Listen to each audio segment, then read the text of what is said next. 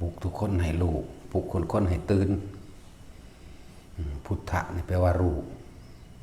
ธรรมะแปลว่าความจริงให้รู้ตามความเป็นจริงปลุกตัวเองให้ตื่นจากความหลับไหลปลุกตัวเองให้ตื่นจากความเชื่อต่างๆพวกเขาเกิดมาเนี่ยโดยปู่ย่าตายายพ่อแม่เฮากติสอนให้เชื่อเรื่องต่างๆในเรื่องสิ่งศักดิ์สิทธิ์ในเรื่องโชคลาภในเรื่องดูดวงสะเดาะเคราะห์เสื้อผีปูตาเสื้อผีตาแหกเสื้อหลายๆอย่างที่นี่เขาเอาธรรมะของพระพุทธเจ้าคือเอาความจริงที่เพิ่นแสดงเนี่ยออกมาเปรียบมาเทียบต่อเอาความจริงที่เขาได้ยินได้ฟังกับประสบการณ์เขาเองบวกกันมาเทียบเบิ่งว่าผีปูตาหรือว่าศาลเจ้าพ่อเจ้าแม่หลายๆอย่างนั่นแหละเอามาเทียบเอาเองเวลาเขาเก็บไข้ได้ป่วยจังซี่ไปบอกน้ำผีนั่นผีนี่จังซี่เขาเศร้าจริงอยู่บ่หายจริงบ่บ่ได้หายด้วยความจริงมันนั่นนะเห็นว่าล่ะเขาก็ไปหาหมอคนเดียวเนาะกินยาพารากินยังไปตั้งพุ่นคนเดียวนี่คือให้ทุกคนปลุกตัวเองให้ตื่นจากความเชื่อแล้วหันมาสู่ความจริงจึงเรียกว่าให้ทุกคนมันมี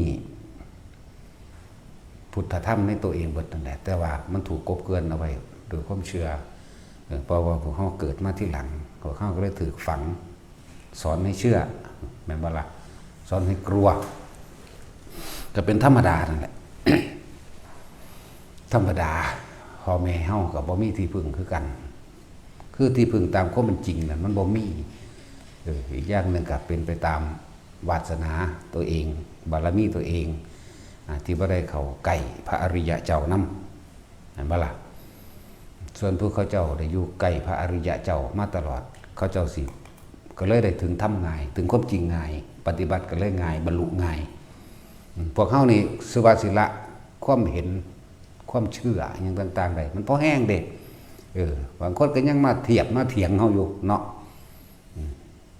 เทียบบัดเขาไปขอน้ำมันพญานาคมันหันคือได้สัตว์บัดเขาน่ะดีจะมาถามเด้อบ่ได้ฟังอยู่บัดนี่ต้มกินเบิด สิต้มกินเบิดนะอีกอย่างหนึ่งโดยความถ้าเป็นเด็กน้อยมากเลยอยู่แล้วนั่นเฮาก็บ่เชื่อแนวจังซี่อยู่แล้วโดยอุปนิสัยเฮาเองโดยบ่เชื่ออยู่แล้วอันแนวจังซี่นะนั่นแหละผีอยู่หันผีอยู่นี่เฮาก็บ่เชื่ออยู่แล้วนะนั่นแหละจังว่าให้ปลุกตัวเองให้ตื่นจากความเชื่อให้ตื่นรู้ซะตามความจริงซะแต่เฮาสิไปหรือว่าผิดเลิกงามยามดีจังซี่นะแม่นบ่ล่ะคือจังสมัยตะกี้ก็คนตายโหงบ่ให้เอาเข้าบ้านแม่นบ่ล่ะหรือว่าคนตายแล้วบ่ให้ไปเผาวันศุกร์หรือวันอังคารมันแข็งหรือว่าเกี่ยวกับว่าถ้าถึงวันพระก็เผาบ่ได้นั่นบ่ซักก็ไปเลยอยู่หลายมื้อที่นานั่นแหละมีความเชื่อว่าผิดบ้านผิดเมืองคล่ำล่ะผิดบ้านผิดเมืองหรือสิเกิดเหตุการณ์บ่ดีเกิดขึ้นเฮ็ดให้บ้านเมืองล่มจมบางสิแม้นี่คือความเชื่อนะวันนี้เฮาก็เอาความจริงเข้ามาใส่ในเราเว้ยอีกอย่างหนึ่งการสื่อสารตะกี้มันกะขับแคบเนาะมันเฮาบ่ได้เห็นต่างชาติต่างประเทศต่างอย่างหลายๆอย่างเอาเขามาบวกกันนะขึ้นบ้านใหม่จังซี่ก็ต้องมีมื้อขึ้นมีเลิกงามยามดีขึ้นจังซี่นั่นก็เป็นแค่ความเชื่อแม่นบ่ล่ะ บ่ให้สีเข่าวันพระแม่นบ่หรือวันอีหยังก็บ่รู้ล่ะแต่ว่าคือกินข้าวซุมื้ออยู่นี่นะเนาะ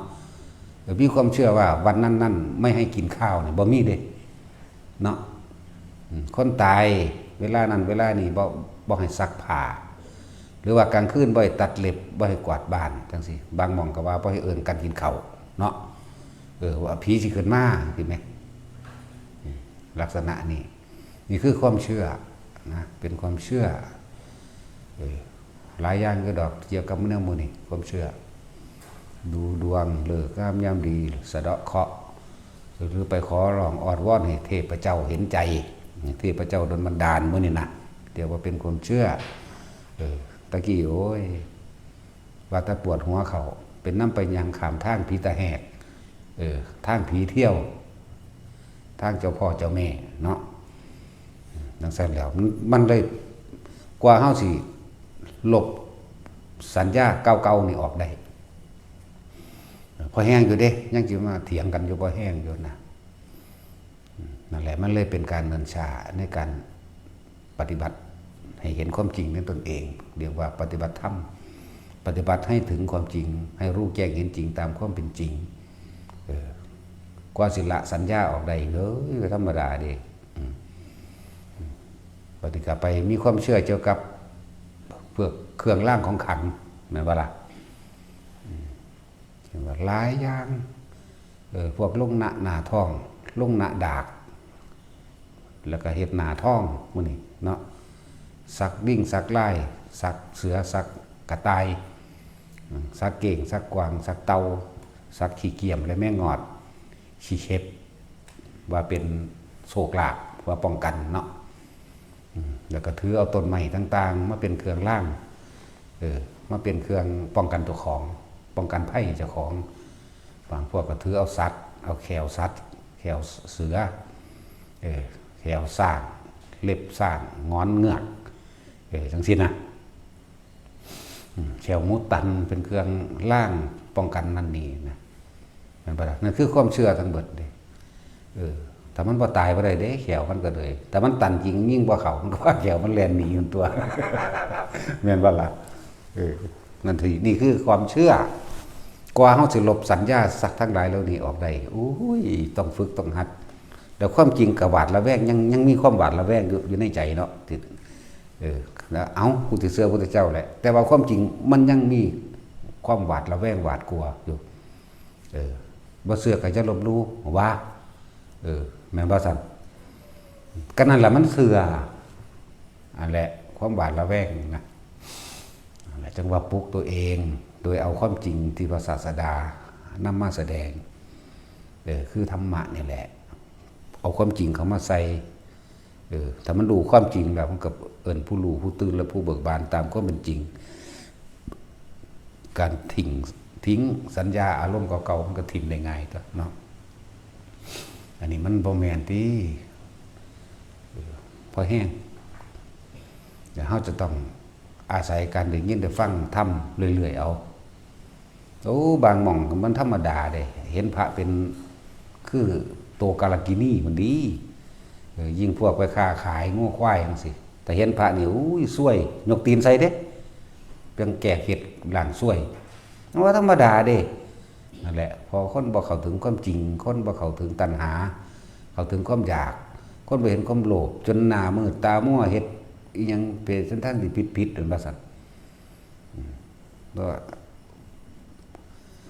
บ่สละความเห็นแก่ตัวเองออกได้ดอก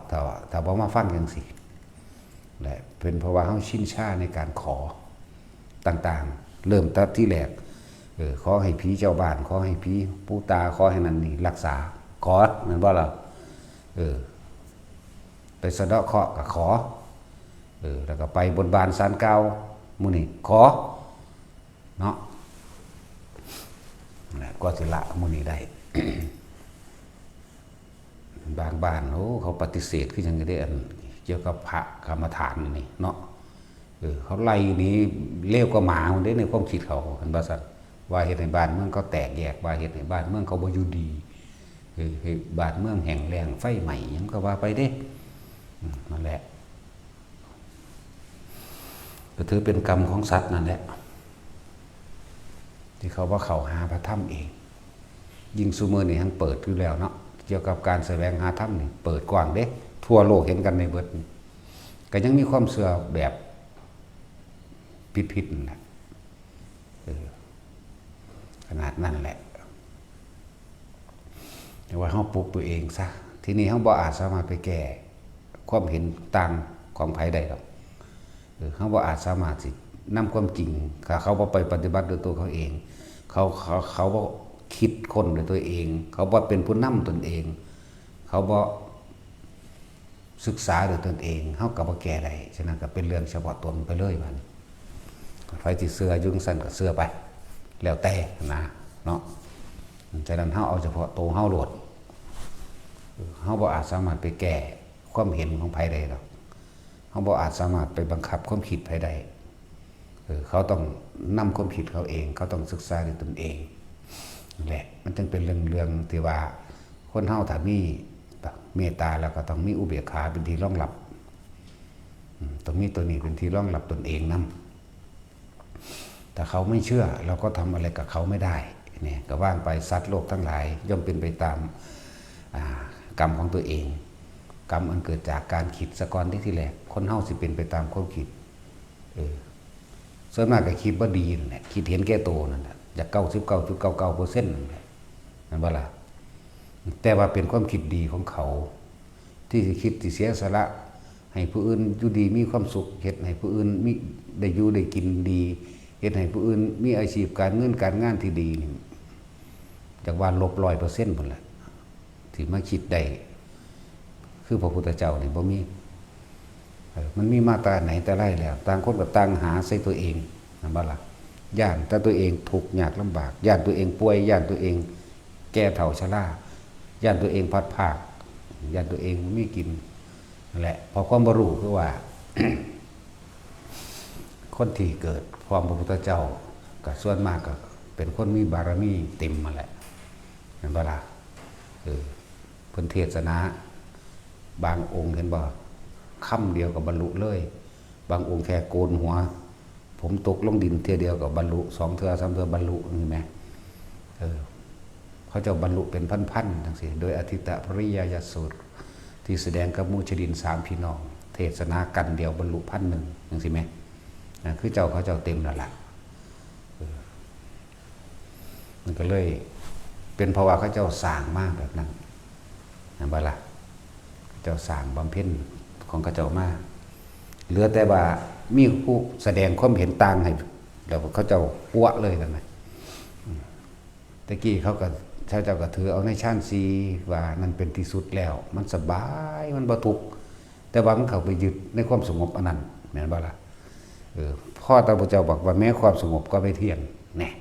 ให้เฮารู้ให้เฮาเห็นเปลี่ยนไปซื่อๆแต่เอาความสงบไปแค่เครื่องพักกิจเท่านั้นเนี่ยบัดนี้เพิ่นก็แสดงเรื่องของร้อนตาหูจมูกลิ้นกายที่เป็นของร้อนราคะขีณาโทสะขีณาโมหะขีณาก็แสดงไว้พอจะจบกันบรรลุพร้อมกันถึง 1,000 องค์ใช่ไหมยิ่งเป็นเสนาปุโรหิตของพระเจ้ามหากุศลคือพ่อของพระเจ้าปเสนปุโรหิตผู้นั้นก็เก่งในฌานเด้ไปอาทิตย์เดียวจะสามารถได้หอดสมาบัติ8พุ่นแล้วก็มีลูกศิษย์ลูกหาถึง10,000 คนเมื่อมารับราชการต่อกับพระเจ้าแผ่นดินองค์ที่2ก็คือพระเจ้าปเสนที่กุศลนั่นว่าก็เลยว่าแก่แล้วขอพักผ่อนได้บ่พระเจ้าปเสนก็อนุญาตก็เลยไปอยู่ในระหว่างริมแม่น้ำแห่งหนึ่งแล้วก็มีผู้ไปบวชนั้นเป็น10,000พุ่นเด้พวกนี้นั่นแหละเอาพระโมคคัลลาไปทำลายความเชื่อหรือไปแสดงฤทธิ์ก่อนไปปราบพญานาคให้ก่อนอย่าว่าคือเขาเจ้านั่นเก่งในฌานเจริญฌานหรือทรงฌานได้พวกนี้ถ้าผู้ใดจิตมีราคะให้ยอมรับตัวเองให้กำเอาดินทรายในกำหนึ่งไปกองไว้พอบำเพ็ญไปจิตมีราคะนี่มีคิดถึงผู้นั้นผู้นี้เนี่ยเอากำไว้เลิกเกิดกลายเป็นกองทรายใหญ่ฟักใหญ่ขึ้นมานั่นแหละบ้านนี้พญานาคตนหนึ่งงูตนหนึ่งเข้าไปหันไปนี่ก็เลยไปเห็นกองไส้ก็เลยไปยึดเป็นที่อยู่ของเจ้าของแล้วล่ะวันดีขึ้นดีมากอะมันกะแสดงบูบวาของมันแน่แหละนาคนั้นนะแสดงฤทธิ์เดชแสดงฤทธิ์เดชมันกับบ่เห็นผู้ได้แล้วเขาได้ดอกเด้ออันพวกแต่ฟังว่าเขามีฤทธิ์มีเดชนั่นให้จักว่าล่ะมันบ่ซอยผู้ได้พ้นทุกข์ได้ดอกอันแสดงฤทธิ์เดชแสดงก็แสดงหึงหวงเป็นแต่ของทินเข้าใจว่าล่ะแสดงความยึดมั่นถือมันนี่ของกูนี่เป็นของกูผู้ใดมาไกลของกูบ่ได้กูฆ่าบ่ เนี่ยเรื่องสี่ตัวนั่นแหละพุทธเจ้าจึงสั่งพระโมคคัลลาไปโอ้เพิ่นเป็นผู้มีทิฏฐิแรงกล้าพระเจ้าค่ะพระโมคคัลลาว่ากับพระพุทธเจ้าบ่อาจสามารถโดยลำพังตัวข้าน้อยเองบ่อาจสามารถไปสักก่อนเดี๋ยวเราสิตาคตติดตามไปที่หลังก็ต้องมีเหตุตัวเพราะว่าเอาพระโมคคัลลาไปปราบพญานาคแน่ถ้าว่ามีฤทธิ์เดชก็ถือพระปราบอยู่ไหมเนาะแต่เป็นเฮาสิปิ้งกินเด้ปิ้งหอมๆก็สิแซ่บนะตัดสินกินพระเจ้านั่นแหละไปเดินทางไปก็ไปเห็นปุโรหิตฤาษีนั่นแหละแต่ตามธรรมดานักบวชก็ต้อนรับนักบวชเพิ่นก็บ่ได้สนใจเด้ถามหาว่าให้อยู่น้ำแหน่พักน้ำแหน่จะคืนเบิ่งบังหันเบิ่งเบิ่งนี่แล้วก็บ่ได้สนใจว่าสิให้พักน้ำก็สั่นสิไปอยู่ในกองทรายใหญ่อย่างนี้ดอกนั่นน่ะก็ได้ไปทางนี้เอาเบิ่งงูสิกัดหัวมึงนั่นเขาคิดไปหันเด้จากบอกเดี๋ยวงูสิครบหัวมึงตายไปรถปล่อยไปรถเดี๋ยวเขาสิบกันเด้บ่จักซะแล้วที่พอโมคคัลลาไปแล้วงูนั่นมันกัดบ่พอใจที่มันหวงของมันนั่นแหละมันมีฤทธิ์มีเดชหาแม่งบ่ว่าเนี่ยมันมีแล้วมันซอยไผอยู่บ่ล่ะเนาะนี่เฮาเว้าอยู่นี่บ่ได้ลบลู่ดอกรู้จักว่าแต่บ่เชื่อเลยนะ บ่เชื่อเลยนะบ่ได้ลบลู่เด้สิต้มกินอย่างเดียวต้มกินปิ้งกิน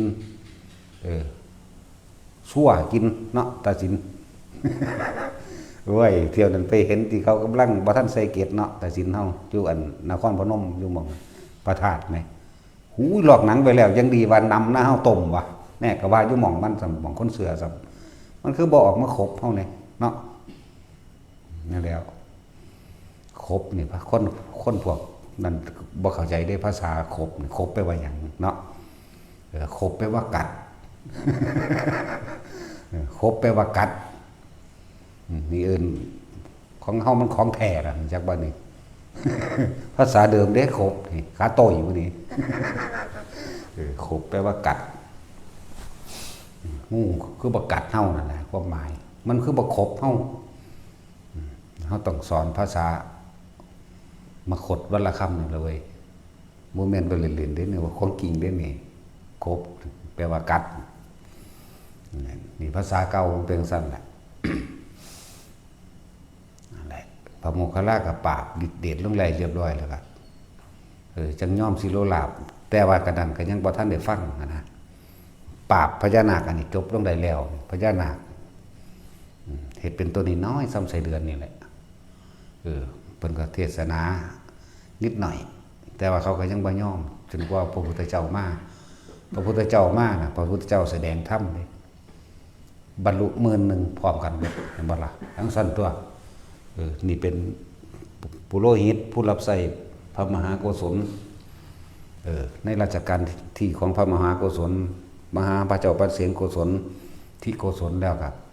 บาอายุหลายแล้วอยากออกบวช40-60ละบางทีนะจะเลยเปิดการอนุญาตให้ไปบวชนั่นแหละในหลายๆอย่างที่บอกเข้าต้องละสัญญาเก่าๆละความคิดความรู้สึกเก่าๆออกว่าสิ่งทั้งหลายแล้วนั้นมันโดนบันดาลเข้าใจว่าล่ะไผว่าพญานาคมันโดนบันดาลสุขทุกข์ให้ผู้ใดไทยไผว่ามันเสกเงินเสกทองให้ไผใดนั่นว่าล่ะไผว่ามันสิไปรักษาไผใดแต่ตัวเขาเองก็ต้องรักษาตัวเขาเองบ่ได้อยู่เพิ่นเอิ้นอาภัพบุคคลเด้พวกนี้เป็นสัตว์เดรัจฉานบางคนยังเชื่อว่าเป็นเทพสันนั้นสันนี้หมดเลยมันบ่แม่นสัตว์เดรัจฉานตัวเทพมันจริงๆตัวหัวหน้ามันตัวตระกูลมันบุญแต่ว่าบ่ได้แปลว่าเขาเป็นนาคเลยจากบอกพวกเท้าทัตตรัฐะเท้ากุเวนนี่หมายถึงเทวดา4องค์นี่รักษาพวกนี้เป็นหัวหน้าปกครองพวกนี้บ่แม่นนาคพวกนี้เข้าใจว่านี่ทั้งสั้นแล้วเท้ากุเวนจังซี่แหมดูแลนาคตระกูลสัพพยาปุตตะจังซี่นะเท้าตถารถะดูแลพญานาคตระกูลโคตมะจังซี่นะบ่แม่นเบิดนี่เป็นเทพเด้ก็ท่านไปบวชนำพระพุทธเจ้าก็ให้บวชทันตัวเนาะ พระเจ้าก็ยังบอกว่าเจ้าเป็นเดรัจฉานเจ้าว่าสามารถบรรลุมรรคผลเวลาเจ้าเผลอสติมานี่เห็นว่าร่างกายเป็นงูคือเก่าเวลาเจ้าโมโหหลายขึ้นมาเนี่ยเจ้าสิพ้นพิษใส่หมู่อีกนะจังซั่นเด้อนั่นแหละ เจ้าผู้เสือเขาก็เสือแหละแต่ว่าเฮานี่บ่เสือเด้แต่ก็บ่ได้ลบหลู่แล้วก็บ่เสือเลยแม่มีแต่สิต้มกิน นั่นแหละจังว่าเฮาบ่มีความเห็นความเสือในสิ่งเหล่านี้มาตลอดมันก็เลยง่ายแก้การเข้าถึงความจริงมันเลยง่ายบ่ได้ไปย่านหวาดวันคันคามเรื่องอุ้ยมีพญานาคบ่นอในน้ำนี่มีก็มีตัวมันสิเฮ็ดหยังกูได้เข้าใจว่าล่ะเฮาก็บ่ได้ปฏิเสธว่ามันบ่มีอยู่แต่ว่าหังบ่อาจสามารถที่จะเฮ็ดอีหยังเฮาได้ซั่นแหละแต่คนมันมีศีลธรรมถ้าเสียอย่างเนี่ยมันอีหยังสิมาเฮ็ดให้ได้นั่นล่ะเทวดามารพรหมทั้งหลายสิมาเฮ็ดหยังได้ความหมายคือว่าบ่สามารถดลบันดาลสุขทุกข์เงินทองโชคลาภวาสนาหยังให้ไผได้เด้อละออกซะเพราะความโลภของเฮาเองล่ะเฮาจึงไปเสือไปทั่วทิพย์ทั่วแดนเนาะเพราะความโลภความอยากได้เฮาเองคิดว่าเขาสิดลบันดาลเลยไปขอร้องเลยไปอ้อนวอนเลยไปแต่งพิธีถวายของต่างๆล่ำนั่นล่ำอันนี้เพื่อสิให้เขาเห็นใจเมื่อเขาเห็นใจแล้วเขาสิเสกนั่นดลบันดาลนี่เห็นบ่ล่ะพระเจ้าก็คือกันนั่นแหละว่าอาจสามารถที่ไปดลบันดาลได้ดอกสักผู้ใดเป็นพ่อเป็นแม่มันพระเจ้าก็เลยเนาะถ้าพระเจ้ามันมีจริงมันสร้างคนตาบอดหูหนวกมาเฮ็ดหยังสร้างคนพิการมาเฮ็ดหยังมันสร้างคนร่ำคนรวยและคนจนมาเปรียบเทียบกันเฮ็ดหยังมันคือบ่มีอันจิตใจยุติธรรมเสมอกันเนาะคือบ่เฮ็ดให้คนเสมอกันโลดบ่ต้องมีคนพิการบ่ต้องมีคนหูหนวกบ่ต้องมีคนทุกข์คนยากคนจนอีหยังเลยให้รวยเสมอกันตัวแม่นบ่ล่ะแล้วโอ้ยก็อย่าโดนบันดาลเกิดสงครามนั่นแหละเลยเว้ยเนาะอย่าโดนบันดาลมันเกิดสงครามแหมอย่าโดนบันดาลมันเกิดน้ำท่วมแหมจะโดนบันดาลเกิดแผ่นดินถล่มไหมไฟใหม่หรือพายุใหญ่พายุต่างๆสารพัดหลายสื่อกระดอกเนาะเนี่ยถ้ามันมีจริงมันก็ต้องโดนบันดาลบ่ให้เป็นแนวมื้อนี้มันว่าเป็นความจริงเป็นแค่ความเชื่อเพราะว่าตะกี้เฮาบ่ได้ยินได้ฟังธรรมะบ่ได้ยินได้ฟังความจริงที่พระพุทธเจ้ามาแสดงอะไรจังว่าแล้วก็ความเชื่อทั้งหลายเหล่านี้มันก็มีมาก่อนพุทธศาสนาสิเกิดเด้มันมีมาก่อนเด้พวกเชื่อว่าต้นไม้นั่นกันผีได้ต้นไม้นั่นเป็นโชคเป็นลาภเป็นเครื่องล่างสัตว์นั่นเป็นโชคลาภเป็นล่างเครื่องล่างของขลังจังซี่นะเขานั่นแหละคือเขาเสือหนาคุ้มครองเขาเสือง่วคุ้มครองเขาเสือหมูคุ้มครองเสือหมีคุ้มครองเสือสร้างคุ้มครองเห็นบ่ล่ะต้นไม้นั่นชนิดนั่นชนิดนั่นเป็นต้นไม้เสกเงินเสกทองซุมื้อนี้มันก็ยังมาต้นย่อต้นคูนมื้อนี้เด้ซั่นเนาะวานเศรษฐีมื้อนั้นสารพัดนั่นแหละมันก็ยังมี เพราะว่าเฮาบ่ขยันในการมาฟังธรรมขยันตั้งแต่ความอยากได้ก็เลยไปหารุ่นรวยพันล้านรุ่นรวยท่านใจนั่นว่าซั่นสิตัวเบิดเด้นั่นมันคือมีแต่ผู้ทุกข์อยู่ซั่นน่ะเนาะนั่นแหละรุ่นสารพัดรุ่นรวยบ่เลิกพร้อม รุ่นรวยบ่เลิกรวยพันล้านรุ่นรวยท่านใจตั้งแต่กี้มีอีหยังจตุคามรามเทพอย่างไปนี่เห็นว่ามันเป็นยุคๆไปอยู่นี่เพราะว่าพวกทั้งหลายเนี่ยบ่หนีออกจากความเชื่อทั้งหลายเหล่านี้นั่นบ่ล่ะส่วนที่ว่าเฮ็ดเป็นรูปเหรียญพระพุทธเจ้าพระธรรมพระสงฆ์จังซี่อันนั้นเฮ็ดเป็นอนุสติเป็นเครื่องระลึกนึกถึงคุณงามความดีที่เพิ่นพาเฮ็ดเด้แต่ว่าผู้ใดยังมีความเห็นและความเชื่อว่าสิดลบันดาลอยู่นั่นเป็นความเชื่อที่ผิดเป็นความเชื่อที่เฮ็ดให้บ่เข้าถึงความจริงปฏิบัติธรรมจังได๋ก็ปฏิบัติเพื่อสิให้ผู้นั้นผู้นี้ดลบันดาลให้คือเก่าล่ะเห็นบ่ล่ะคือเป็นรูปพระพุทธเจ้าพระสมเด็จจังซี่แม่นบ่ล่ะ เสพเพิ่นโดนบันดาลความรวยให้หรือสิเอาไปป้องกันให้แม่นบ่ล่ะบ่มีทางพระเจ้าเนี่ยเฮ็ดเพื่อเป็นที่ระลึกว่านี่พระพุทธเจ้าคนผู้นี้นำความจริงคืออริยสัจสี่มาแสดงนำความจริงปฏิจจสมุปบาทมาแสดงบอกให้คนหูว่าโลกนี้เป็นอนิจจังเป็นทุกขังเป็นอนัตตาถ้าว่าอยากทุกข์ต่อไปพวกเจ้าพยายามควบคุมความคิดพวกเจ้าให้ได้เด้อพวกต้องเข้าใจอริยสัจพวกเจ้าต้องเข้าใจหนทางแห่งทุกข์เป็นแบบนี้หนทางดับทุกข์เป็นแบบนี้พวกเจ้าต้องเข้าใจนี่คนผู้นี้เอาธรรมมาแสดงบัดนี้รูปพระสงฆ์เด้นี่เพิ่นเป็นผู้สืบธรรมคำสอนของพระพุทธเจ้าเด้อนี่จังสิเป็นเครื่องระลึกถึงว่าบูชาบุคคลที่ควรบูชาบูชาแปลว่ายินดีกระทำตามเด้เข้าใจป่ะล่ะยินดีกระทำตามด้วยความเคารพนับถือเด้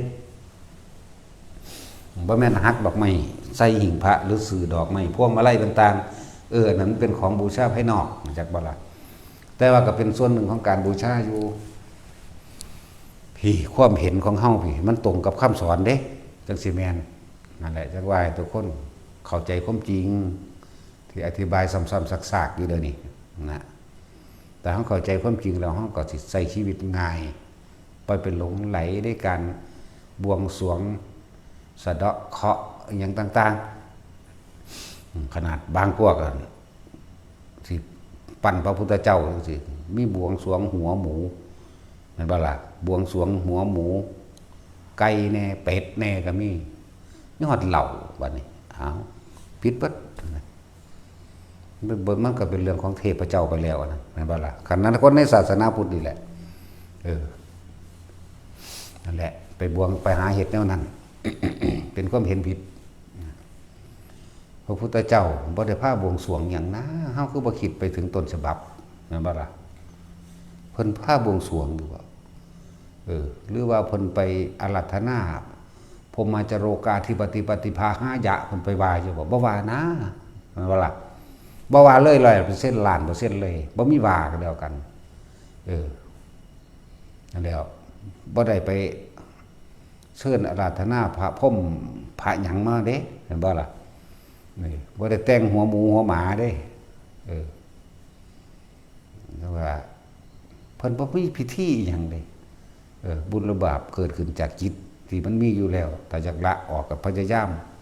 เห็นตามความจริงก็อยู่กับลมหายใจทั้งตัวเฮาพยายามที่สิมาละสัญญาดับสัญญาเด้ที่พวกเฮามาฝึกหัดกันดับความเคยชินสัญญาความเห็นแก่ตัวเข้าใจบ่ล่ะความเห็นแก่ตัวของเฮาความโลภของเฮาเองเด้เพราะความอยากของเฮาเองเด้มาคิดมานึกมาปรุงมาแต่งเรื่องนั้นเรื่องนี้ให้มันเป็นไปได้ดังใจเพราะความโลภของเฮาเองเด้จึงฆ่าปล้นกี้ข่มเหงรังแกต่างๆสารพัดในการทำผิดต่างๆนี่แม่นบ่ล่ะเพราะความโลภของเฮานี่สัญญาแห่งความโลภของเฮาเองนั่นสิมาค้นหาสัญญาอันอื่นอีกเฮ็ดหยังเฮาเป็นหยังคือบ่ละสัญญาทั้งเบิดโลดมาแล้วไปตีฝืนหรือฝืนความเก่าความหลังมันมาเฮ็ดหยังคือบ่รู้จักปัจจุบันเนาะปัจจุบันแค่รู้อยู่กับลมหายใจแหมจะไปคิดนั่นคิดนี่ผู้นั้นเป็นนั่นผู้นี้เป็นนี่เฮ็ดหยังเป็นก็เป็นมาตายมันตัวนั้นแต่เป็นหยังก็สร้างต้องสิเกิดเฮ็ดหยังมันยังมาเกิดอยู่นี่เนาะนั่นแหละเฮาพยายามที่สิละสัญญาพยายามไปเพี้ยนพยายามไปเพี้ยนพยายามไปมันละได้ดอกเว้ยนะครับนี่ให้ทุกคนนั่นน่ะน้อมเข้ามาให้เห็นความจริงสัตว์ทั้งหลายนี่เป็นไปตามที่ตัวเองกระทำการกระทำของเฮาอันเริ่มต้นแรกคือการคิดจากบ่ล่ะเนี่ยการคิดคนเฮาสิเป็นไปตามความคิดจะกระทำไปตามความคิดและเมื่อกระทำไปตามความคิดดีแล้วผลของการกระทำของเองอันนั้นแหละเรียกว่าผลของกรรมคือตัวเองกระทำเองเป็นว่ากรรมจำแนกแจกสรรพสัตว์ทั้งหลายให้เป็นไปต่างๆนานามีชีวิตความเป็นอยู่ยากจนมั่งปานกลางมั่งหรือร่ำรวยมั่งแม่นบ่ล่ะเพราะผลแห่งการกระทำของตัวเองล้วนๆอันเกิดจากจิตเจตนาคือการคิดซะก่อนนั่นแล้วแม้ สิตกนรกก็เพราะว่าเฮาคิดแล้วเฮาก็กระทำเกิดอารมณ์บ่พอใจแม้นสิไปเป็นเปรตก็เกิดกัดจากการคิดแต่ก่อนแล้วบ่พออันบ่แม้นเป็นเดรัจฉานก็เกิดจากการคิดในความลุ่มหลงและมัวเมาในชีวิตแม้นไปเป็นเทวดาก็เกิดจากการคิดว่าการให้ทานเป็นของดีการสวดมนต์เป็นของดีการภาวนาเป็นของดีเข้าใจว่าล่ะก็เลยภาวนาแน่สั่นตัวการหยุดคิดกับไปนิพพานท่านแหละเนาะ บอกของมันสุดอะคดีนั่นแหละตั้งว่าล่ะให้พวกเข้าให้เขาถึงความจริงนะความจริงบัดนี้คำว่าศาสนาโดยพุทธคริสต์อิสลามหรือศาสนาใดๆทั้งสิ้นก็ช่างแต่ว่าความจริงโดยธรรมเนี่ยเกิดแล้วต้องแก่ต้องเก็บต้องปวดต้องป่วยต้องพัดพรากจากสิ่งที่รักและต้องตายเสมอกันบ่ได้เลือกคำว่าศาสนาเด้แต่ว่ายกตัวอย่างเนื้ออย่างให้ซื่อๆได้บัดนี้สัตว์ก็บ่มีศาสนาเด้เนาะช้างม้าวัวควายเต่าปูหอยปลาสิงโตนกค้างคาวอีเกียก็ตามบ่มีศาสนามันก็เกิดแล้วต้องแก่ต้องเก็บต้องป่วยและตายเหมือนกันนั่นบ่ล่ะมันพัดพรากจากสิ่งที่มันหักมันก็เสียใจคือกันคนเข้าไปขึ้นเอาลูกนกแม่มันก็บินแซวไปแซวมาอยู่มันคิดหอดลูกมันก็เสียใจมันก็ปกป้องลูกมันคือกันเนาะเพราะว่าตั้งแต่ลูกนกล่ะทุกลูกนั่นแหละไปหาเอาลูกงูมาเบิ่งแม่มันบ่สั่นมันบ่นำหอดเฮือนโลดพวกไข่งูมันนี่เอาลูกมันนั่นลูกน้อยมันต้องแม่ลูกเสือลูกหมามันนำเบิดนั่นแหละมันก็เกิดแก่เก็บตายคือกันเนาะคนว่ามนุษย์นี่ก็เกิดแก่เก็บตายสัตว์เดรัจฉานก็เกิดแก่เก็บตายนี่มันความจริงเสมอกันนี่เอิ้นว่าธรรมไหมแต่ว่าเสียดายตรงที่ว่าสัตว์เดรัจฉานเหล่านั้นบ่อาจสามารถบรรลุธรรมได้แต่ว่าธรรมตัวเองไปเป็นเทวดาไปเป็นพรหมได้แต่ว่าล่ะมนุษย์บรรลุธรรมได้นี่มองมันต่างคือมนุษย์บรรลุได้บัดถึงนิพพานได้ก็แต่ว่าไปสวรรค์หรือพรหมโลกได้เหมือนกันตกนรกได้เหมือนกันสัตว์ก็ตกนรกได้เหมือนกันอะไรว่านี่ถ้าเดรัจฉานก็ตกนรกได้มันทำบาปคือกันดูเยอะแยะเธอเว้าเรื่องอดีตนิทานนั่นว่าซั่นเสือไปกินกวางก็อาฆาตตายแล้วไปตกน้ำหลกน้ำกันสิ้นกรรมตัวหนึ่งก็เกิดมาเป็นกวางก็ว่าเกิดมาเป็นอันแมวอันโตเสือมาเกิดเป็นไก่แมวก็ไปกินไก่กินแล้วจองเกณฑ์จองเว้นจองกรรมไปกันมานี่ทั้งสองได้ล่างแข่งกันแล้วความโกรธคุกรุ่นทั้งสองเด้ตกนรกน้ำกันขึ้นมาไหมมาเป็นเจ้ากรรมนายเวรกันอีกยุ่งสี่แล้วอย่างนี้จังว่าสัตว์ไปนรกเลยไปได้กาในสมัยพระพุทธเจ้ากัสสปะหนึ่งได้จังว่ากาสมัยนั้นพระพุทธเจ้ากัสสปะแม่ออก2 คน 3 คนเพิ่นปิ้งปลาด้วยสัตว์คือสีย่ามนี่แหละปิ้งปลาเพิ่นพากันไปหาปลาขอนมาได้แล้วเพิ่นไปปิ้งปลาขาวปลาเข็งแน่ปลารสแน่ว่านั่นแหละปิ้งไปก็เอาใส่กระตาค้อนไปเด้อสั่นกาพุ่นอยู่ทั้งกกไม้พุ่นบินโฉบลงมาคืออาหารนั่นปิ้งปลาอันนั้นเขาสินำไปถวายหมู่พระสงฆ์ในวัดนั่นเข้าใจบ่ล่ะแต่ว่ากานี่มาเอาไปกินก่อนแล้วหลังจากกาตายแล้วก็ไปเป็นตกนรกเห็นบ่ก็ไหม้อยู่นรกนี่หูบ่ธรรมดามันเป็นโยชน์มันได้โตใหญ่ทั้งสูงทั้งโตยาวมันนั่นน่ะยาวเป็นโยชน์พุ่นเลยแล้วก็มีไฟใหม่อยู่เป็นนิดแน่ตกนรกมั้ยกาก็ดีกาก็ตกนรกได้นั่นแหละสัตว์เดรัจฉานแต่ทำแบบนั้นแล้วมันรู้เรื่องอยู่ว่าเป็นบุญเป็นบาปมันก็เห็นแก่กินตามหน้าที่ตามเดรัจฉานตัวพอเดรัจฉานเห็นแก่กินแต่เฉพาะลำพังผู้เดียวนั่นผิดถูกไม่รู้นั่นว่าสั่นตัว ก็ได้รับบาปคือกันวันนี้ในสมัยกลางกันหนึ่งเต้าเต้าในสมัยพุทธเจ้ายาวนานอยู่อันนี้องค์ใดองค์หนึ่งนั่นแหละพระพุทธเจ้าองค์นั้นเพิ่นสิข้ามแม่น้ำแต่มันมีเต้าใหญ่เต้าใหญ่ก็แสดงอาการว่าจากนำพาพระพุทธองค์ข้ามแม่น้ำเห็นข้อยืดออกมาขวกใส่หลังไกลขึ้นไปก็เลยพาข้ามแม่น้ำเลยเต้าตัวนั้นหลังจากตายแล้วไปเกิดเป็นเทวดานานอยู่36 กับนี่ธรรมดาบ่บาดแน่นั่นแล้วเฮ็ดกับพระพุทธเจ้าเว้ยจะเกิดบ่ได้ตกทุกข์ได้ยากถึง36 กับหลังจากนั้นล่ะมาเกิดเป็นน้องพระพุทธเจ้าเฮานี่เด้ล่ะเป็นพระยังล่ะพระนันทะเป็นพระนันทะเห็นไหมกับน้องพระพุทธเจ้าตัวรองคนละแม่พ่อเดียวกันเนี่ยสัตว์เดรัจฉานนี่ก็ยังไปสวรรค์ได้ตกนรกก็ได้โคสกะหมาบัดนี้หมามันมีใจยินดีหรือว่ามันขนขวายหรือทั้งบุญทัพพระเจกมาจากภูเขาคันธมาศแต่มาผักอยู่ในป่านั่นแหละเวลาบิณฑบาตหมาตัวนี้ก็แล่นไปห้องบอกคนเฮาหอนว่าพระมาแล้วเด้ทั้งสั้นแล้วตอนนี้ถึงฤดูกาลเขาพรรษาจังซี่พระมันก็กลับขึ้นภูเขาคันธมาศของเพิ่นแต่ว่าหมานี่เกิดความคิดถึงจิตหอดหัวอกแตกตายไปเป็นเทวดาแน่มันรู้จักบาปบุญหรือว่ามันมีศาสนาอยู่แต่ว่านี่คือธรรมนี่คือความจริงคิดดีพูดดีทำดีแล้วก็ได้ผลจากการกระทำของหมาเองจิตสุดท้ายของมันเคารพน้อมน้อมพระประเจกเห็นปะมันก็เลยไปเกิดนั่นเต่านี่ก็เหมือนกัน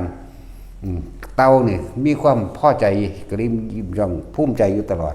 ว่าได้นำพระสัมมาสัมพุทธเจ้าองค์นี้ข้ามก็ไปเกิดเต่าเกิดสูงกว่าความเดียวจันธรรมดาบอกเดี๋ยวยืนนานจนถึง36 กับผุดเด้อันตัวเต่านี่เนี่ยก็เริ่มมาเกิดเป็นพระนันทะนี่แหละเป็นผู้เลิศทั้งให้โอวาทกับภิกษุณีพระนันทะที่พระพุทธเจ้าว่าจะได้วันนั่งฟ้าจะเอาให้นะก็ใช่ว่าละบาทสิไปเว้าทั้งเบิดอยู่นี่เว้ามือนี่ก็บ่เบิดเด้เดี๋ยวจะเว้าไล่มาตั้งสมัยพระพุทธเจ้าองค์ใดก็ได้ทั้งนั้นแหละทั้งซ้ำนี่แหละนั่นแล้วนี่พูดถึงว่าธรรมนี่คือถึงว่าความจริงสัตว์เดรัจฉานแม้นกระทำดีก็ได้รับผลดีเข้าใจบ่นี่คนทำดีก็ได้รับผลดีบัดนี้คนทำเลวก็ตกนรกไปได้คือกันสัตว์ทำเลวก็ตกนรกได้คือกันเป็นเปรตได้คือกันเข้าใจว่าล่ะนี่จึงบอกว่าธรรมนี่แปลว่าความจริงในการกระทำของพวกเฮาทั้งหลายกระทำสิ่งใดเอาไว้ย่อมได้รับผลของการกระทำนั้นๆสืบไปนี่บอกถึงสัตว์เดรัจฉานก็ไปสวรรค์ใดสัตว์เดรัจฉานกับพรหมโลกใดเว้ยหมามันเข้าชานตายบ่แม่นเข้ามันทรงชานตายมันอยู่ในพรหมสั้น2สั้น3หมู่เด้ว่าธรรมดาเด้หมาอันนี้แต่ละมือมันสิเกิดทำจนเป็นความเคยชินมันจับผ่าตัวเมื่อใดก็ไปนั่งอยู่ข้างๆนั่นแหละแล้วก็ล่ะหมาตัวนั้นจนประจับภาพพระได้เกิดกลายเป็นเอกคตาจิตนะเป็นชั้นแหละไหวคนพมโลกสั้น2ของตัวนึงก็เลยปริสัชปโรหิตาเห็นมั้ยนี่หูอายุ2 กับธรรมดาว่านั้นนั่นแหละหมาก็ไปได้อันนี้เว้าเรื่องเดรัจฉานว่ามันขึ้นอยู่กับตัวใดเอาขึ้นอยู่กับจิตบ่ขึ้นอยู่กับจิตที่ตั้งมั่นในบัดนี้คือข้างข้าวมันว่าอีเกียนี่ข้างข้าว500ยังมาแรงนี่4 โมง 3-4 โมงแรงนี่แหละพระเพิ่นก็ทั้งวัดซุมื้ออีเกียนก็ฟังจนจดจำได้อย่างมันก็เทศเกี่ยวกับอาจตนะ12อินทรีย์22ธาตุ8ธาตุ18นี่แหละนั่นแหละที่ธาตุเทศอันนี้แหละมื้อนึงก็เกิดความเพลิดเพลินไปเด้ขานั่นเกาะนั่นผนังถ้ำตกลงมาโมงพื้นตายทั้ง500ไปเกิดในสวรรค์สันดาวดึงส์เฉยนี่พูดถึงว่าเดรัจฉานคือไปได้ มันมีศาสนาบ่อันนี้เฮาสิบ่เว้าเรื่องศาสนาบัดนี้เฮาเว้าเรื่องธรรมเฮาเว้าเรื่องความจริงของการกระทำอันเกิดจากจิตจากบัดอันเกิดจากจิตเจตนาก็คือเขาตั้งใจฟังเพิ่นแสดงธรรมเฮาเอิ้นสวดมนต์ทำวัดจังซี่แหมสวดมนต์ทำวัด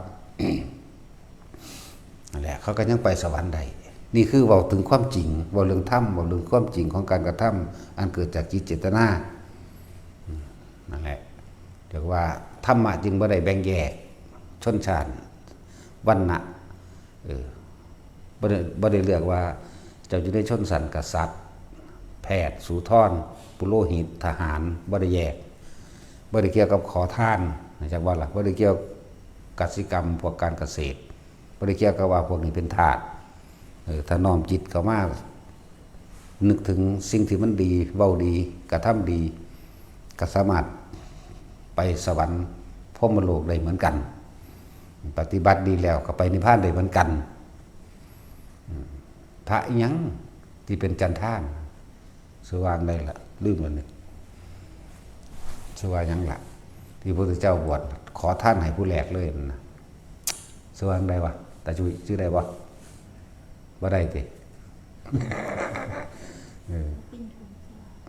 ฮะพระปิ่นโทนนั่นเป็นทาสของเศรษฐีเป็นทาสน้ำหาง่วพระปิ่นโทนนั่นแต่พระสุทินนั่นแปลว่าอยู่ในซีรีส์ก็ซื้อเดียวกันนั่นนะที่ไปกวาดน้ำในพุทธเจ้านั่นนะจากเสืออันใดล่ะสุมิตรเฮ้ยถามใครว่าตอบกูก็ตอบแมงเอาเองคือเก่าอะไร สุมิตรพระสุมิตรเป็นขอทานนั่นแล้วบัดพระสุมิตรบวชบวชนานกับบรรลุอรหันต์ด้วยนั่นแน่ก็ต้องสั้นแล้วมันเกี่ยวกันบ่ล่ะธรรม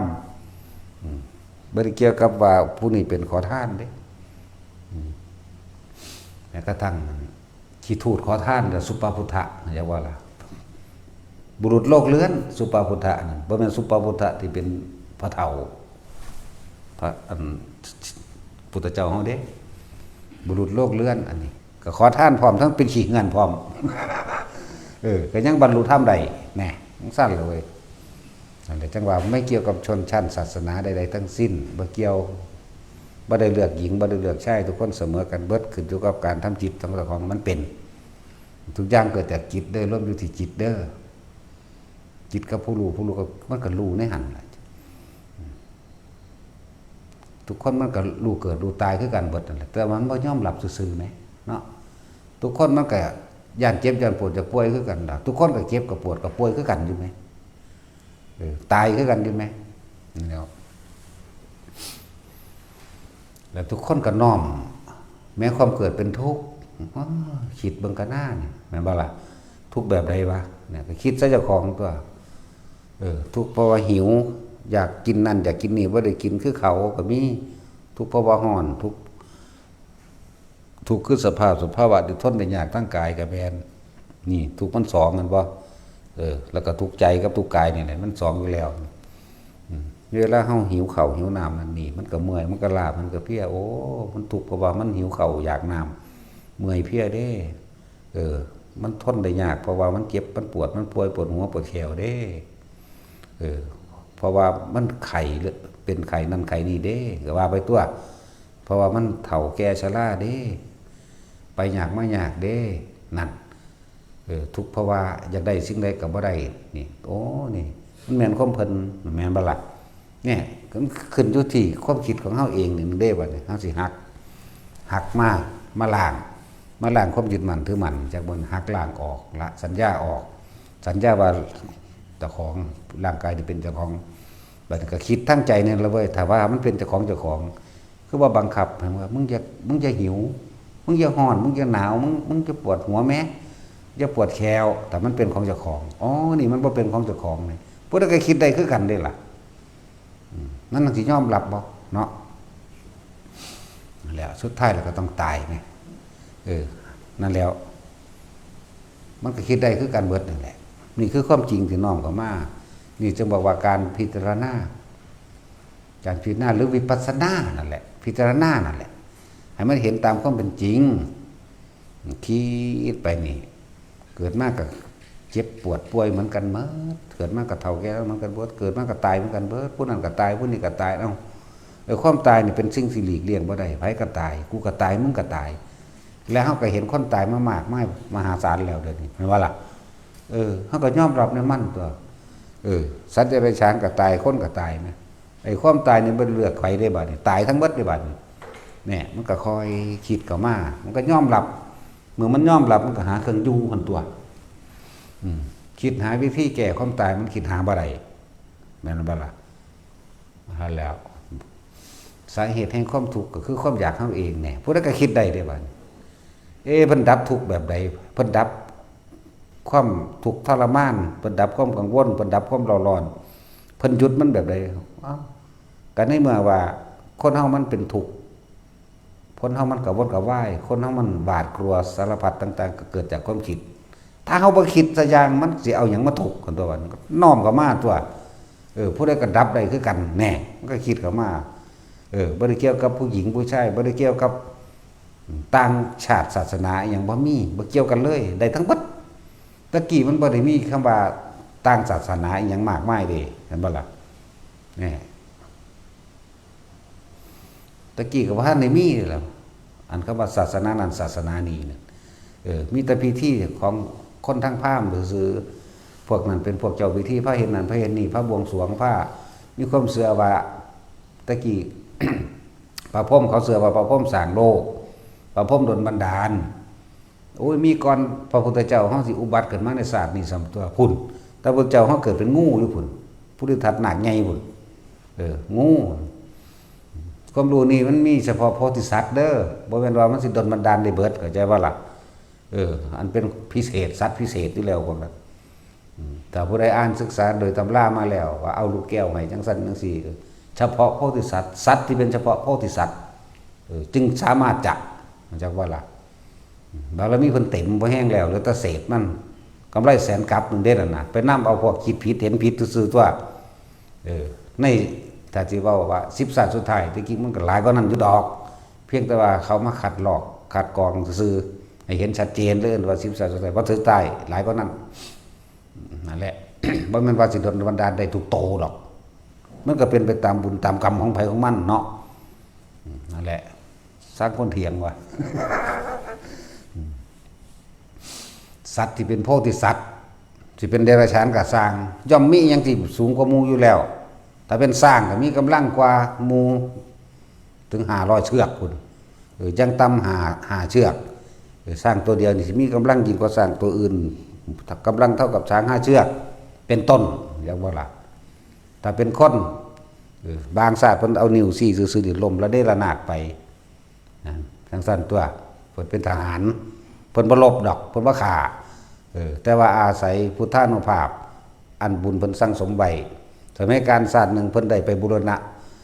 ไปปั้นนิ้วมือให้พระพุทธเจ้าองค์นึงจักว่าพระพุทธรูปนั่นหมายถึงปลายสมัยแล้วปั้นพังถล่มทลายลงมาแล้วเองเลยเงียงอยู่พอดีนิ้วซี่เพิ่นนิ้วซี่พุทธเจ้าองค์นั้นหักขาดออกเพิ่นเลยเอาดินนั่นน่ะไปปั้นแล้วเรียบร้อยเอามาต่อเบิ่งเฮ็ดจังได๋สิคงต้นนอกบ่เลยเอาไปเผาแกงก็เลยเอามาต่อติดกันด้วยอานิสงส์อันนี้ไปเกิดเป็นเทพฤทธิ์เกิดมาเป็นกษัตริย์จังสี่ก็ซี่เอาเลยล่มแล้วได้ระนาดนี่แหละการสร้างพระพุทธรูปมันมีตะกอนนั่นอีกทั้งสั้นแหละศาสตร์นี่เป็นมโหสถทั้งสร้างหลายตัวนั่นนะเป็นพุทธประวัติของพุทธกัสสปะตั้งแต่ประสูติตั้งแต่ฝันผุ่นธรรมดาบ่ตั้งแต่แม่ฝันว่าจุติสู่มคันมันดามือนั้นมือนี้จนว่าฮอดประสูติตรัสรู้และปรินิพพานใช่บ่ล่ะนี่แหละการสร้างพระพุทธรูปมีสร้างมากกว่านั้นอีกพวกว่าบ่มีขันไปวาดเอาอยู่เนาะเน็บจักหน่อย ขันวาดเอายุกแม่นบ่ซั่นนั่นแล้วบ่ได้เถียงโดยหลักการแต่ว่าเว้าตามความเป็นจริงว่าคือวาดเอาอยู่หั่นนะแล้วไปว่าผู้อื่นบ่ถูกนั่นนะแต่ก็บ่เป็นหยังดอกก็ลงกันอยู่ดอกแม่นบ่ซั่นเจ้าต้องยอมรับว่าเจ้าวาดเอา ยอมรับเอาเน้นตัวแต่จังได้กระสังเขาก็ปกป้องกันที่เขานั่นแหละอันนั้นนั่นแหละมันมีมากก่อนนั้นอีก คนที่สร้างผู้แรกในสมัยพระพุทธเจ้าเขาเป็นไผ่กับพระเจ้าพระเชนที่โกศลเอาไม้จันหอมจันแดงมาสร้างต้นไม้มันเป็นต้นจันหอมต้นจันแดงนั่นแหละเพราะว่าสิไปสร้างต้นใหญ่ต้นไม้มันบ่ใหญ่ปานนั้นก็เลยเอามาใส่กันซะก่อนขูดขัดอย่างดีก็ตอกใส่กันซะก่อนจังแกะสลักเข้าใจว่าล่ะจังแกะสลักเป็นรูปเสมอเท่าองค์จริงนั่นแหละพอแต่พระพุทธเจ้าเสด็จลงจากดาวดึงแล้วก็นิมนต์ไปพระพุทธรูปก็แสดงอภินิหารเขามาน้อมเคารพพระพุทธเจ้าองค์ค้นจากว่า องค์เนื้อองค์หนังเพิ่นก็เลยว่าต้องไปประดิษฐานในที่อันสมควรแก่เถิดอาวุโสเดี๋ยวว่าล่ะเพิ่นเว้าก็เพิ่นเองว่ากับอันพระพุทธรูปพระแกะสลักนะเนี่ยเพิ่นก็ยังเว้ากันเองเพิ่นถามกันเองก็เป็นเด้ดูก่อนอาวุโสเด้ บ่มีผู้ใดไปกล่าววางสั่นเด้เนาะโอ้ยมีพิสดารเยอะก็นั่นอีกนั่นแหละผู้สร้างผู้แรกในศาสตร์นี้อันนี้ทรงสร้างประมาณบ่ได้ก็แล้วกันนะในการสร้างนั่นแหละ แต่ว่าเฮาสร้างทั้งเบิดก็เพื่อเป็นพุทธานุสติเด้เป็นธรรมานุสติพร้อมพุทธะกับธรรมะนี่เป็นของคู่กันพระธรรมมันมีอยู่แล้วเป็นปกติแม้พระพุทธเจ้าสิเกิดบ่เกิดก็สร้างคนทำดีก็ไปดีคนทำเลวก็ไปเลวสัตว์ทำดีก็ไปดีสัตว์ทำเลวก็ไปเลวคือกันนี่เรียกว่าธรรมที่มันมีอยู่แล้วแต่ว่ามันมีผู้ใดค้นพบ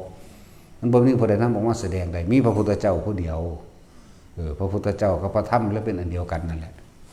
แล้วเฮาสร้างในฐานะการระลึกนึกถึงบุญคุณของเพิ่น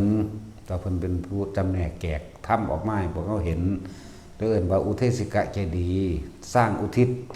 เพื่อก็ว่าสร้างเพื่อระลึกนึกถึงคุณของพระศาสดาเอิ้นอุเทศิกะเจดีย์จากว่าล่ะบางที่เฮาก็สร้างในนามธรรมะเจดีย์นี่บุคคลผู้นี้เป็นผู้นำธรรมความจริงมาว่าธรรมะเจดีย์สร้างให้เป็นรูปเหมือนพระพุทธเจ้านะหรือว่าเรียกว่ารูปร่างหน้าตาคือบ่คือเพิ่นเคยเห็นบ่เคยเห็นโพดหังบ่แม่นศาสตร์นี้ ถ้าสิเอาศาสตร์นี้ก็เคยเห็นโพดคือเก่า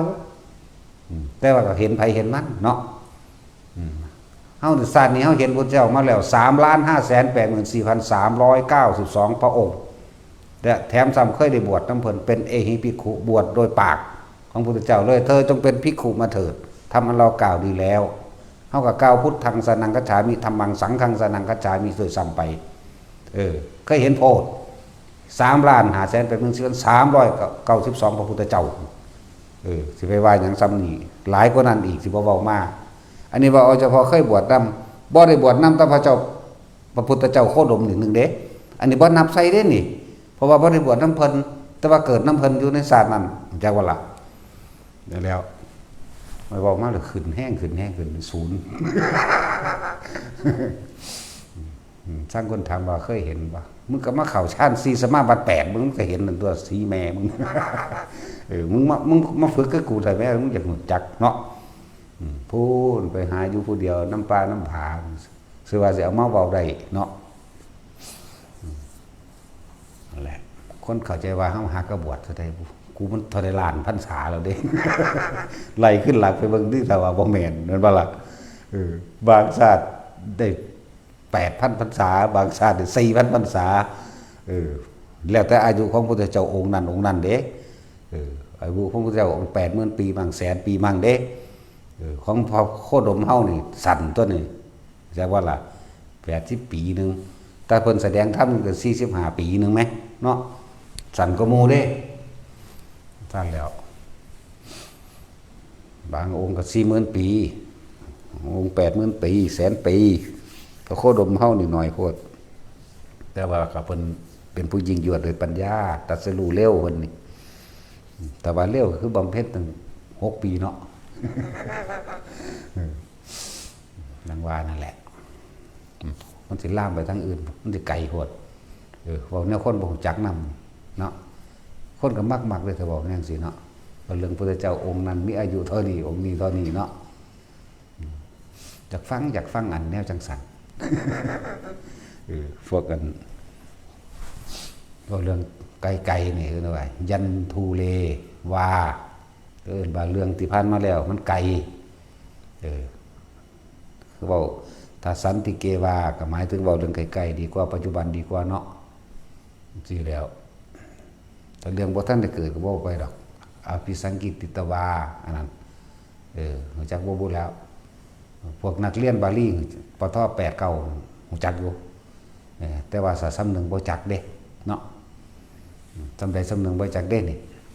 มันต้องปฏิบัตินำมันจังรู้จักได้เนาะจักสิเนาะกับไผดอกว่าอยู่นี่จักสิจบหยังแต่พวกจบแท้ๆก็ยังบ่จักหยังเพราะว่าเขาบ่มีเครื่องประกอบกับความที่ตัวเองเข้าไปเห็นนำปฏิบัตินำแต่ว่าทุกคนปฏิบัติได้เสมอกันเด้นี่เขาคังบ่ปฏิบัติเองเนาะนั่นแล้วนี่พูดถึงว่าถ้ำนี่บ่ได้แบ่งแยกสัตว์เดรัจฉานหรือสัตว์มนุษย์สามารถปฏิบัติทำได้เหมือนกันแตกต่างกันตรงที่ว่าสัตว์มนุษย์นี่บรรลุอรหันต์ได้สัตว์เดรัจฉานบรรลุบ่ได้แต่ว่ามนุษย์และสวรรค์ได้เข้าใจบ่นี่พรหมโลกได้นั่นแหละจริงๆกับคำว่าสวรรค์เดียวกันเบิดนั่นแหละเพียงแต่ว่าแยกลำดับจิตกับแยกความอายุยืนยาวคือการกระทำต่างกันเลยว่าเทวดาสั้น1 2 3 4 5 6แล้วก็พรหมโลก20สั้นเห็นบ่ล่ะร่วมเลยบอกร่วมแบ่งเป็นอรูปภพ4เด้อซั่นเนาะอุ้ยบอกไปหยังดอกพ่อกำกานี่เนาะแต่จุ้ยถ้าถามซื้อคนที่ดังๆแน่ก็ยังถามมันยังบ่จื้อหยังบ่ได้อยู่พูดถึงความจริงสัตว์เดรัจฉานก็ไปสวรรค์ใดเป็นพรหมใดเกิดเป็นมนุษย์ก็ได้บัดนี้มนุษย์ก็ตกนรกได้เห็นว่าอะไรไปสวรรค์ใดเป็นพรหมใดคือกันนี่พูดถึงธรรมะไม่มีการแบ่งแยกในการกระทำทุกสิ่งทุกอย่างเกิดจากจิตเห็นบ่ล่ะความคิดของเฮานี่ก่อนที่สิตายบ่ได้ไปคิดถึงเรื่องใดก็ย่อมมีที่ตั้งกับเรื่องนั้นแต่ว่าที่ปรุงแต่งนึกคิดไปนั่นเป็นอารมณ์จังสิแบ่งปันออกแจกออกไปเป็นภพต่างๆเป็นนริยคติภพบ่เป็นเทวภพบ่ก็ว่าไปว่ากามภพรูปภพอรูปภพยังมันยังแบ่งอีกอยู่เด้แต่ว่ากามภพนี่ยังแบ่งลงมาอีกอยู่เด้สวรรค์6ชั้นเด้อมนุษย์เด้อแล้วก็อบายภูมิเด้อเรียกว่ากามภพนี่มันยังมาแบ่งอีกอยู่รูปภพเด้อพรหมโลก16เหมือนว่าล่ะอรูปภพเด้อพวกอรูปภพ4ก็ว่าไปอีกอยู่นั่นแล้วจักสิเว้าไปหยังปานนั้นเอาแค่ว่าอยู่ในหูดังหายใจเข้าสูดออกมันก็เฮ็ดได้บ่นี่เนาะให้ทุกคนพิจารณาความจริงธรรมะแปลว่าความจริงเกิดแก่เจ็บตายเสมอกันทั้งมนุษย์และสัตว์เดรัจฉานแต่ก็ถ้าคิดดีกระทำดีทั้งมนุษย์และเดรัจฉานก็ไปสวรรค์พรหมโลกได้เหมือนกันถ้าคิดชั่วก็ทำชั่วก็ตกนรกได้เหมือนกันแล้วถ้าแปลกประหลาดจนขึ้นคือฝันเห็นพวกแบกแผ่นหินนั่นนะหินสองสั้นปลอมเด้แผ่นดินเป็นจังสีนาแล้วมันมีสั้นน้อยอยู่ทางบนอีกเด้จักสิเป็นไผมาขอความช่วยเหลืออีหยังกูเนาะบาดนี้เนาะว่ะแบกเฮ็ดค่อยอีหยังแง่งอยู่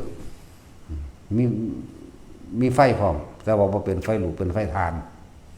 แต่ว่าเป็นไฟทานบ่แม่นไฟลูกนี่บ่ฝันหรือสิบ่ฝันก็ได้เด้บ่เงิดไผเด้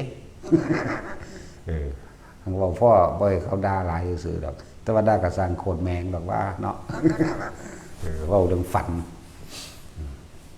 มันเห็นชั่วขณะเดียวเห็นบ่นานถามบ่ได้มันปากบ่ได้ก็เลยแล้วไปเลยคือกันถามอยู่มันหังเว้าบ่ได้มันเหมือนกับกระชากไปก่อนนะบ่ได้เดี๋ยวมันมาอีกก่อนมาบ่มาก็สร้างเด้บ่ได้คิดหาเด้เขาบ่ได้ไป ลื้อฟื้นสัญญาเก่าๆเด้เพียงแต่มันพูดไม่เบาก็เบาไปซื่อๆเด้เฮาบ่ไปลื้อฟื้นสัญญาเก่าอดีตเก่าๆเฮาบ่ลื้อฟื้นเด้มีแต่ลืมเบิดนี่แต่เอาปัจจุบันมาว่ากันเท่านั้นเด้แล้วมื้อนี้มันเป็นแผ่นหินแต่แผ่นดินนั่นแหละพวกโกงที่ดินพวกนั้นโกงที่ดินนั่นแหละใหญ่เติบอยู่เด้จะว่าบานๆเฮ็ดข้อเอียงๆพร้อมเป็นแผ่นแล้วก็มีสั้นที่2พร้อมสั้นน้อยทั้งบ่แม่นน้อยๆเพราะสำนึงเฮาคิดเอาเด้นั่นแหละตัวสิรวยมันได้ก็สร้างแต่เจ้าบ่จักพ่อเจ้าก็ไปเป็นตกนรกไปเป็นเปรตแบบนั้นแหละจะไปหาโกงเอากินของเขาอยากว่าล่ะยศถาบรรดาศักดิ์อำนาจอย่างต่างๆมันบ่ได้แม่นเครื่องป้องกันนรกใดเด้คุณธรรมความดีที่พวกเฮาเฮ็ดจนเกิดความเคยชินไปเด้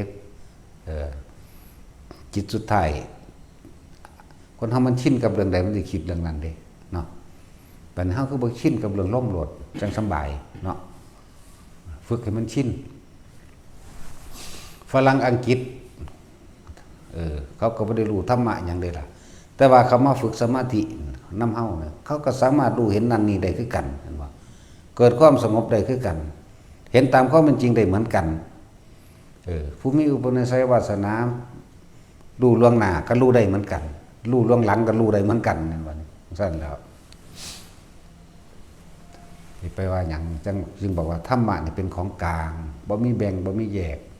ชนชั้นศาสนาบ่มีเรียกว่าธรรมแต่ว่าเป็นหยังคือว่าศาสนานั้นศาสนีเพราะว่าแสดงอัตลักษณะให้มันออกจากกันออกจากแบ่งออกมาซื่อๆว่านี่พระภิกษุนักบวชเป็นแบบนี้ผู้สินำธรรมะคำสอนต้องมาออกจากแบบนี้แต่ศาสนาอื่นๆเขาก็สอนโดยมีลูกมีเมียด้วยซ้ำนั่นบ่ล่ะ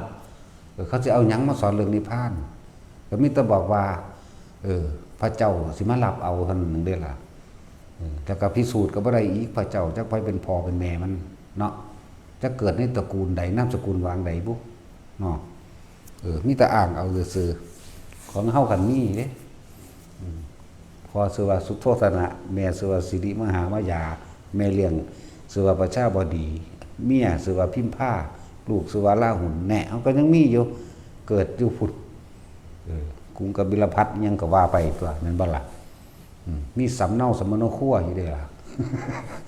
เกิดอยู่ในระหว่างทำกลางเมืองกรุงเทวทหะนี่เป็นเมืองแม่กบิลพัสเป็นเมืองพอพี่มาออกอยู่ตรงกลางพอดีบ่ได้ออกเมืองใดเมืองหนึ่งอยู่ระหว่าง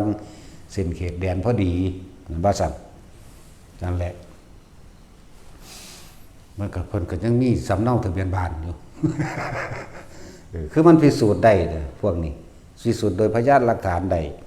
และทุกคำกล่าวที่บันทึกไว้เห็นบอกสมัยหนึ่งพระผู้มีพระภาคเจ้าประทับอยู่แน่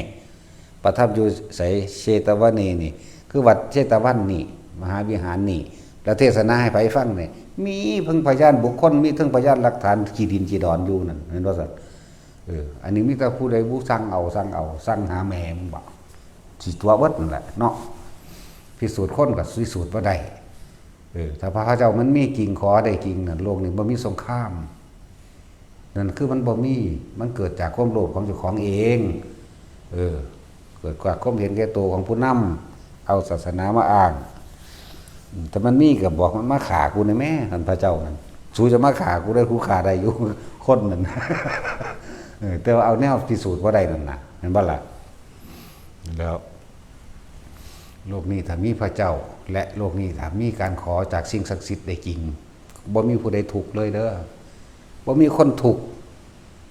บ่มีคนเจ็บไข้ได้ป่วยแล้วก็บ่มีคนแก่แล้วก็บ่มีคนตายเสมอกันปึ๊ดเห็นบ่แต่ตามความเป็นจริงแล้วสิ่งที่ไปขอได้มาได้ทุกตามที่ขอบ่มีหม่องกองไว้โลกนี้บ่มีหม่องสิว่างของที่คนขอเด้น้อยๆนึงในโลกนี้แม่นว่าซั่นเพราะว่าคนขอสิ่งศักดิ์สิทธิ์ขอพระเจ้าหรือขออีหยังก็แล้วแต่มันหลายจนจำบ่ได้เนาะนี่มันคือความจริงที่เฮาเห็นอยู่ว่าขอก็บ่ได้ทำพิธีถวายของบวงสรวงขอร้องอ้อนวอนบูชายัญต่างๆสารพัดหลายแบบหลายอย่างที่เฮ็ดมาบ่ได้แหม ซ้ำนี่ก็คิดบ่ออกบ่เนาะแต่มันขอได้ก็ขอให้เขาหยุดสงครามซะแม่นั่นบ่ล่ะมีแต่สร้างสงครามซั่นตัวคือบ่ขอให้เซายิงกัน ขอให้มันเศร้าสงครามไงขอให้ทะเลทรายกลายเป็นป่าหรือเต็มสมบูรณ์มุ่นพร้อมโดยอาหารไงคือบ่ขอจัดเนาะนั่นแล้วก็ยังว่าสัตว์โลกเป็นไปตามการกระทำของเจ้าของเองเจ้าอยากได้บักฮุงเจ้าก็ปลูกเอาเองก็สั้นพวกขอได้ก็จะไปปลูกตีก็ขอเอาโลดทั้งของย่องกันมาโลดบันไดเนาะก็ขอจะให้เจ้าของเฒ่าจะให้เจ้าของเจ็บปวดจะให้ของป่วยแล้วก็ขอบ่ให้ตายแล้วก็บ่มีคนตายอีกเนาะแต่มันเป็นไปได้นะนี่คือมันบ่แมนมันไม่ใช่เรื่องจริงถ้าโลกนี้ขอได้ดังที่ตัวเองหวังตามขอหรือสิ่งศักดิ์สิทธิ์ตลอดทั้งพระเจ้าทั้งหลายถ้าโดนบันดาได้โลกนี้ไม่มีใครทุกข์ยากลำบากเลยไม่มีใครเจ็บไม่มีใครป่วยไม่มีใครตายพร้อมมีสุขเสมอกันเบิดนั่นบ่ล่ะแต่ว่านี่มันไม่ใช่ความจริงมันเป็นความเชื่อเป็นความงมงายให้ทุกคนปลุกสติตัวเองขึ้นมาให้ตื่นรู้ให้รู้ความจริงซะ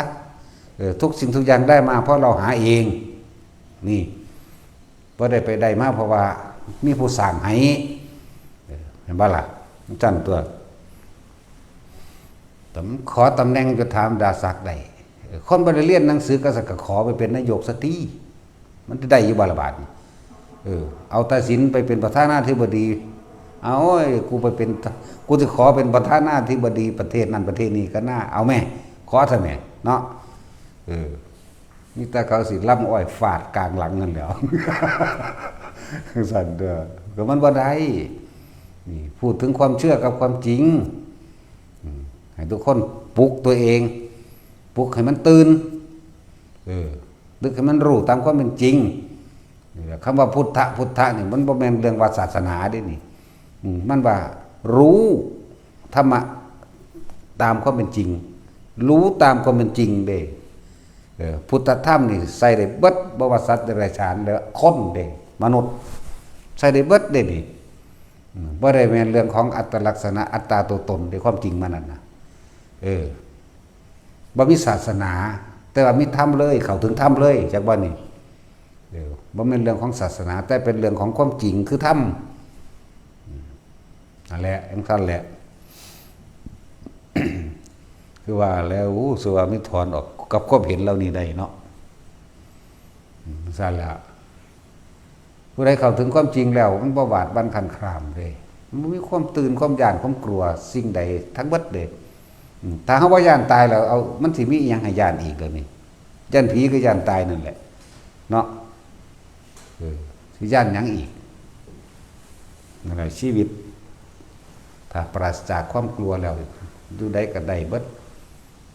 กลัวทุกอย่างนั่นแหละถ้าปราศจากความกลัวแล้วแม่นบ่ล่ะไล่เอาเนี่ยเว้ย